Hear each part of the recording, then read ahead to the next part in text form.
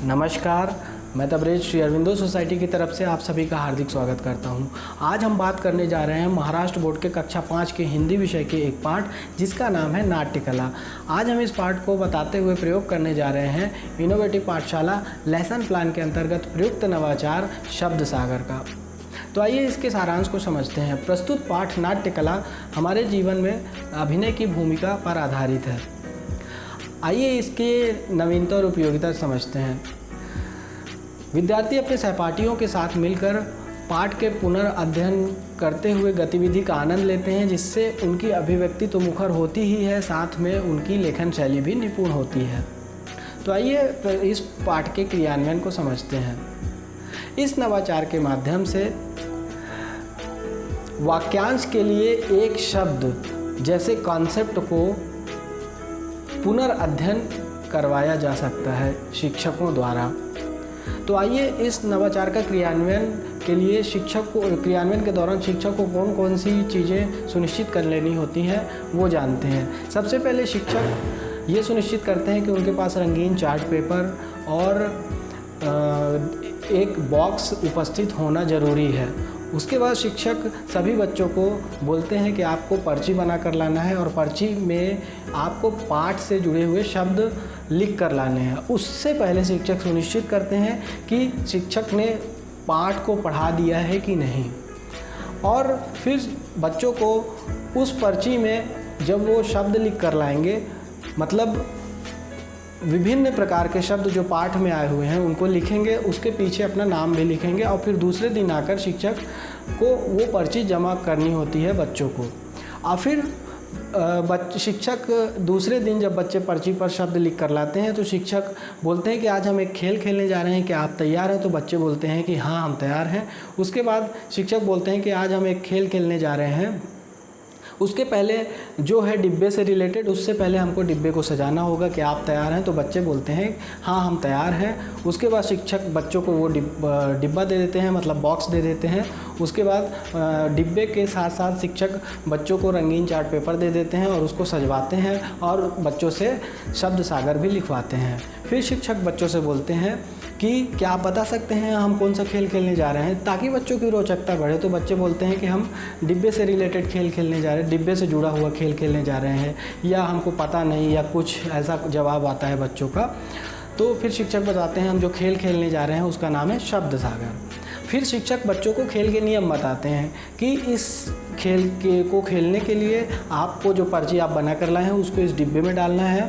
फिर एक एक बच्चा आएगा और पर्ची को उठाएगा और इस डिब्बे से निकालेगा, और जिस बच्चे की पर्ची होगी वो शब्द को, मतलब शब्द को उस पर्ची में लिखे हुए जो भी शब्द हैं उसको पढ़ेगा और उसका आंसर देगा, उसका जवाब देगा। अब उसको जवाब के तौर पर यहाँ पे पर्ची में बच्चों को लिखकर क्या लाना था, विभिन्न प्रकार के शब्द लिख कर लाना चाहिए, मतलब विभिन्न प्रकार के शब्द लिख कर लाना था, है ना, अनेक। और उसके बाद फिर पर्ची को पढ़कर उसका एक शब्द बनाना था बच्चों को। तो जैसे कि फॉर एग्ज़ाम्पल एक बच्चा आया, अब उस पर्ची में उसने विभिन्न प्रकार के, जो जैसे शिक्षक ने बोला था, जो कि विभिन्न प्रकार के शब्द आए हैं वो वाक्यांश को आपको पर्ची में लिखना है। तो बच्चे ने उस पर्ची को ओपन किया, खोला, और उसमें एक वाक्यांश लिखा था जिसका नाम जो था कृषि कार्य करने वाला, वो बच्चे ने लिखा था। अब उसको उसका एक शब्द में आंसर देना है, उत्तर देना है। तो वो बोलेगा कृषि कार्य करने वाला होता है कृषक। इसी तरीके से दूसरा बच्चा आएगा, उसने भी उस पर्ची में मान लीजिए लिख रखा है कि देश से प्रेम करने वाला, वो पढ़ेगा, उस पर्ची को खोलेगा और देश से प्रेम करने वाला बोलेगा, और फिर बोलेगा देश प्रेमी, मतलब जो देश से प्रेम करता है वो उसका ये वाक्यांश हो गया, उसका एक शब्द हो गया देश प्रेमी। इस तरीके से सारे बच्चे आते जाएंगे और शिक्षक को ये सुनिश्चित करना होगा कि सारे बच्चों से ये नवाचार क्रियान्वयन करवाया जा चुका है कि नहीं।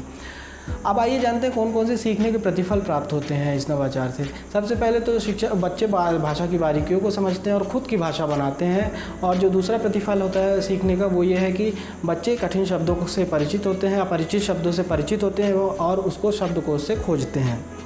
आइए जानते हैं कि इस नवाचार से के क्रियान्वयन के दौरान शिक्षक को क्या क्या ध्यान देना अनिवार्य है, क्या क्या नोट करना अनिवार्य है। सबसे पहले जो शिक्षक को निर्देश होता है वो ये है कि इस नवाचार की अवधि जो है वो 20 मिनट निर्धारित की गई है। शिक्षक इसको बढ़ा या घटा सकते हैं। दूसरा, शिक्षक बच्चों से जब बोले कि आप जब शब्द लिखें तो या वाक्यांश लिखें तो उसके साथ साथ आप वो या उसका डायग्राम भी बना सकते हैं, ताकि जो बच्चा अगर नहीं पढ़ सकता है शब्द को या वाक्यांश को तो वो डायग्राम यानी कि चित्र बना सकते हैं, तो चित्र के माध्यम से वो उस शब्द को बता सके या वाक्यांश का उत्तर दे सके।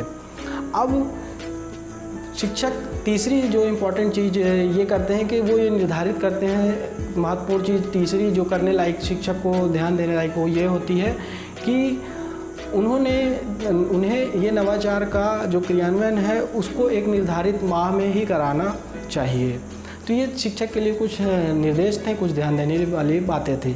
अब आइए जानते हैं इस नवाचार से CWSN यानी चिल्ड्रन विद स्पेशल नीड वाले बच्चों को क्या फ़ायदा होता है। तो जब बच्चे पाठ से वाक्यांश को खोजते हैं और उनको पर्ची पर लिखते हैं और पर्ची पर लिखने के बाद वो वाक्यांश का कोई शब्द बताते हैं, मतलब एक उत्तर देते हैं, तो इससे उनकी स्मरण शक्ति में वृद्धि होती है।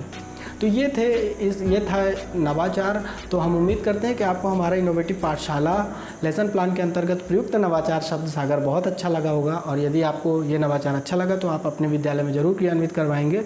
और हम आशा करते हैं कि आप हमारा ZIIEI यूट्यूब चैनल ज़रूर सब्सक्राइब करेंगे, ताकि आपको और भी इसी तरीके से रोचक वीडियोस मिलते रहें नवाचार पर आधारित, हमारे इनोवेटिव पाठशाला पर आधारित। और यदि वीडियो आप हमारे फेसबुक चैनल के माध्यम से देख रहे हैं तो हमारे ZIIEI फेसबुक चैनल को ज़रूर लाइक कीजिए।